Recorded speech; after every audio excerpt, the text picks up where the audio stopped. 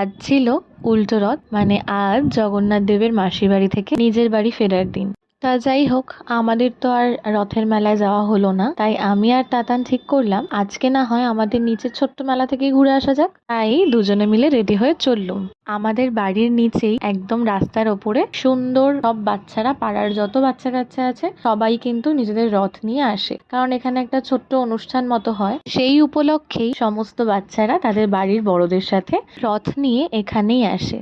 রথ টথ দেখে তাতানকেও রথ টানানোর চেষ্টা করলাম, তবে জানি না, ও ভীষণ ভয় পাচ্ছিল, হয়তো টানতে চাইলো না। তারপর আর কি, আমায় আর কে আটকায়।